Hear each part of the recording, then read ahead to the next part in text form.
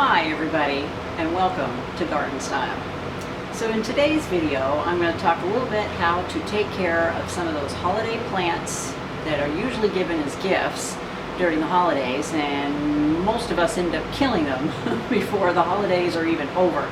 So I thought I'd give you a few tips and tricks on how to take care of your poinsettias, Christmas cactus, cyclamens, and of course some live trees that a lot of people bring into their homes, either to have them serve as a Christmas tree or as a tabletop decoration during the holidays.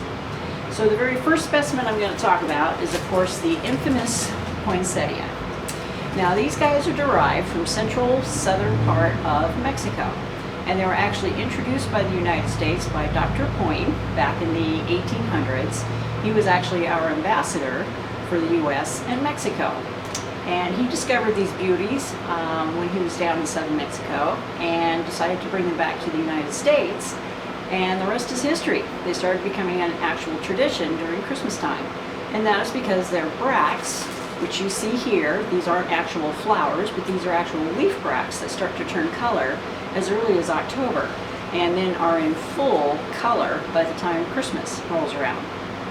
But as like many people, myself included, I've ended up killing these things before January 1st even hits. So I'm going to give you some tips now on what to do with your poinsettia once you receive it. And then you won't be so scared as to try and keep them over until next year, because you can. It is possible. So with poinsettias, first of all, they hate drafts. That is probably their biggest enemy. So a lot of folks are inclined to set these on a hall table near the front door, that sort of thing. Very bad. You want to move them away from any open doorways so that they're not receiving cold drafts, because they are in fact native to southern Mexico, and they don't get the cold drafts that we get up here in North America. So keep them away from cold drafts. And then their next biggest enemy is water, either not watering them enough or overwatering them. So when I sell a poinsettia here in the store, I tell folks, take them out of these foil sleeves. They are their worst enemy. And if you don't have something else you can put them in, like another pot where they can actually drain when you're done watering them, then I would recommend pulling them out of the sleeve, giving them a good dose of water, and then put them back into the sleeve once they are done draining in your kitchen sink. And that way they're not sitting in water. And that's usually the first killer of poinsettias, is they are overwatered. They have too much. So how do you know when to water them? Well, you just wait for the first inch of soil, the very top inch of their soil surface, to dry out, and then water them again. The idea is to keep them evenly moist. You don't want to get them too dry, and you don't want them too wet. And it's not too tough to do if you're checking them on a daily basis during the holidays. And then afterwards, when you're done, and you see they're starting to drop their leaves, and that's actually a normal thing for them to do when they put so much energy into their colored bracts, you can actually cut them 3 to 4 inches from the top of the soil surface where they're sitting in their pot. Let them grow back throughout the spring and the summer, and keep them in a window like an east side or west side window that gets indirect light, and don't move them. And you'll notice by October their leaf bracts will actually start to turn color within your home, as long as they're within indirect light and they can sense the daylight waning. And they will start to turn once you get to about 14 hours of darkness, believe it or not. And they will start turning again and be in full bloom like you see here by Christmas. So give it a try. Poinsettias are a part of the euphorbia family. So they have that milky white substance on the insides of their stems. And for some people who are sensitive, this may cause a little bit of itching on their skin, just like a normal euphorbia would. But for the most part, the big myth about poinsettias being poisonous, they're not. It's a myth. Of course, they can be toxic if you eat 4 or 5 of these plants at one time, as it would be with any plant. But poinsettias are not poisonous, so no worries if you have pets. I, of course, would recommend you keep them up and away from your pets so they don't get destroyed. But for the most part, they're not toxic. Now, what is toxic in your home are things like holly berries and mistletoe, and those are things you definitely do not want your pets getting a hold of, because they can make them sick almost instantaneously. So read up on that. I just want to dispel the myth that poinsettias are poisonous, because they're not. The only thing that can be kind of, sort of, maybe toxic is their milky substance that comes from within their stems. And that's with any euphorbia plant that has that milky sap. For some people, it can irritate their skin and cause a little bit of itching. So anyway, that's how you would take care of your poinsettia. Now, the next plant I'm going to talk about is, of course, the infamous Christmas cactus. How do you know the difference between a Christmas cactus, a Thanksgiving cactus, and an Easter cactus? Well, your Thanksgiving and Christmas cactuses are actually very much the same. But you'll see in my display down below, there are different leaf shapes for each type of cactus. And you'll notice that the Christmas cactus has more of a pointier type of leaf, whereas your Easter cactus is a little more rounded, and sometimes they have just a slightly colored margin on the outsides of their leaves. So if you're not sure what type of cactus you have, that's the best way to tell until you actually see it come into bloom. Now, Christmas cactuses are a succulent, and they actually live in the crotches of trees. So that's your first hint that they don't need a whole lot of water. So when you receive your Christmas cactus and it's out in full bloom, by all means keep it more on the dry side. And again, I tell people pull them out of those foil sleeves that you receive them in, and if you can, get them out of that plastic pot. Most succulents hate plastic. Try and get them into a clay pot, and then only water them when you see they have become dry. And a great tip for you on how to force your cactuses to bloom for the Christmas time is by the time you get into October, let it go through kind of a rest period and stop watering it. Let it get completely dry and then start watering it again. And that just kind of tells it, kind of like in its natural environment, once it starts receiving a lot of water, that it's time to bloom. And you will find that this will help your cactus to start blooming by the time the holidays come around. So just a little tip and a trick as far as that's concerned on Christmas cactuses. Okay, and then another plant I wanted to cover that we receive a lot of are cyclamens. Isn't he cute? And we just happen to put them into a little moss reindeer container, is what we call them. And cyclamens are actually a bulb, and they will come back year after year. But you start to see a lot of these during Christmas time because they can actually survive the indoors pretty well. They are naturally a shade plant. So these can go outside and get planted in the ground when you're done using them for their purpose for the holidays. They're available in a bazillion different colors, but primarily white and red and shades of pink. There's also a deep wine red, which is really pretty, and a coral color that we just received in. The cyclamens are super easy, and once they start blooming, they just start to bloom their little hearts out. So the secret to these guys is don't let them dry out completely. They'll tell you when they're dry, because you'll see their leaves starting to droop. And if you let them dry out too often, you're going to find that the leaves down below start to turn yellow and will fall off, and they start to look kind of crummy. Keep the blooms picked off, of course, as you see that they're starting to die back. And with all that energy in those bulbs, it'll keep sending up more and more blooms. Now there is a point in time where it stops and it's out of energy, and it's time to put them outside. And it will tell you. So as soon as it's done blooming, if your ground isn't frozen, by all means, dig a hole and put them in the ground somewhere in a nice shady place, and you'll see them come back again in the spring. Now, cyclamens prefer cooler weather, which is why you see a lot of them in the very early spring and in the winter time, like you see them now. During the summer, don't be alarmed if they die back, because they don't like the heat. And they will naturally die back during the summertime when it's hot, and then magically they start to appear again once fall rolls around. So cyclamens are awesome, and there are so many different varieties. This is probably the most common variety that you see here. But I encourage you to get online, start looking up the different varieties. I absolutely adore these things, especially when they're mixed in with ferns and hostas in a beautiful shade garden. And they're just a nice little surprise as we get towards the end of the year, and of course in the early spring. So yeah, another great little Christmas plant. Then I was going to get into more of the conifer side of plants, especially live trees. More and more people are starting to purchase live trees and put them in their garden after they have used them as a Christmas tree in December. So I have a couple of examples here. It is pouring rain outside right now, or else I would just show you the entire variety of live trees that we have outside.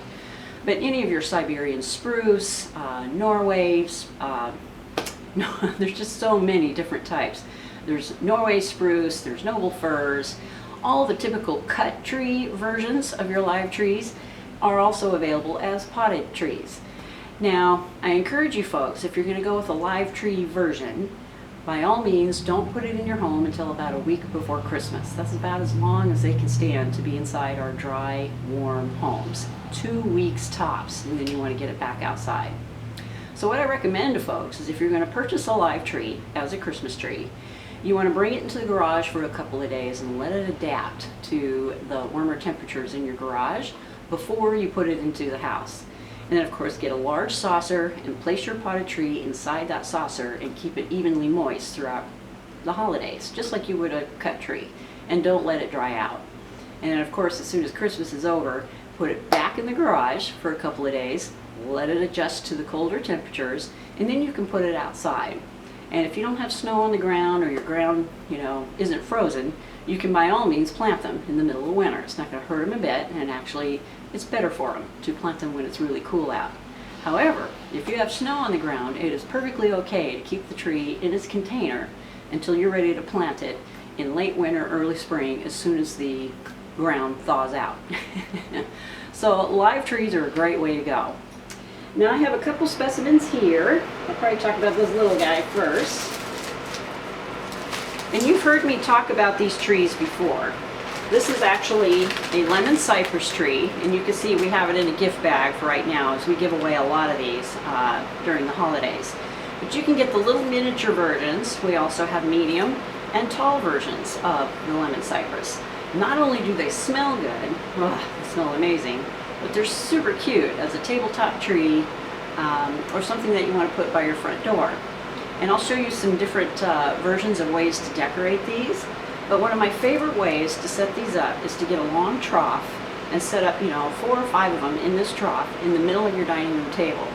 Cover the pots, clay pots is what I put them in, with a little bit of moss in the tray and a few little glimmer strings, and voila, you have an instant live centerpiece. Real clean, real simple. And I'll show you a picture of what I'm talking about down below, as I've got one sitting on my table. Now with lemon cypress, it is what it is. It's a live tree, so we try not to keep these inside for too long. They appreciate being outdoors. This is a fabulous specimen to put in a pot next to your front door during the holidays and decorate them up with some lights. But they also make great centerpieces during Christmas, as long as they're not in your home any longer than 10, maybe 12 days, and then you can put them back outside, which is why I pop mine up in a tray. It makes that transition much easier.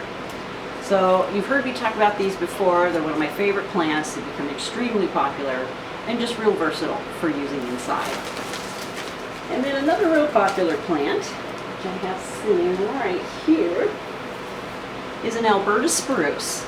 And we keep a couple of these in the store. We change them out every week. But this is another fabulous conifer that you can use at your front door. You can bring it in, use it as a tabletop tree and decorate it up. And I have some pictures of that and what I'm talking about, and some pictures down below as well. The Alberta Spruce is a very slow growing tree. So if you want to put these out in your garden, put them in an area where, number one, they have this beautiful natural pyramidal shape to them. So they're great on the edges of the garden, near a gate, near your front door. I have put mine in containers, and I've been able to keep them there for about 3 or 4 years until they're too big and they're actually ready to go out into the garden. This is another really popular one, and this is a larger version. We also sell the miniatures if you need smaller ones for your table. And you'll find these in just about any nursery that you walk into. Just because of their natural shape, they make a great little miniature Christmas tree, and they're just beautiful, especially during the holidays, and they smell good too. So that's another little sample of a pine, something with needles that you can bring indoors. Another favorite of mine is like a Turkish pine, of course, Norway spruce. There are so many different varieties that you can bring in as live trees. I just recommend that you watch the watering and be sure that they don't stay in your home for too long. Also, fire hazard is another thing to think about. Now, I'm going to touch a little bit on cut trees. We sell those as well here in the nursery. We have a local farmer that supplies us with cut trees during the holidays. And again, as with any tree, you do not want to let them dry out. But a really good cut tree specialist will tell you, or actually do it for you. They'll actually end up cutting off the bottom of the cut tree for you before you actually put it on the roof of your car.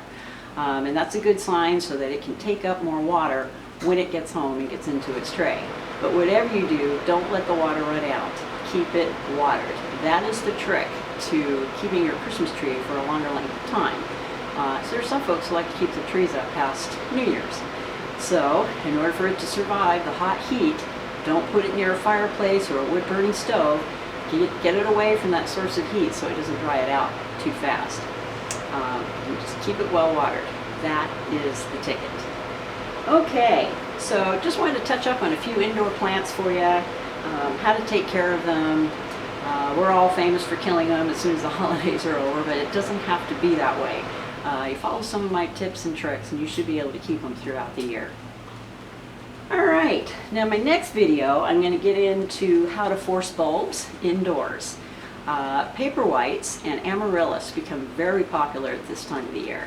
And I'll just tell you now, if you haven't started your bulbs by now, you probably aren't going to receive flowers by the holidays. But if you don't care, or you're receiving one as a gift, put them in the container now and you'll have blooms at least by New Year's if you get them in right away.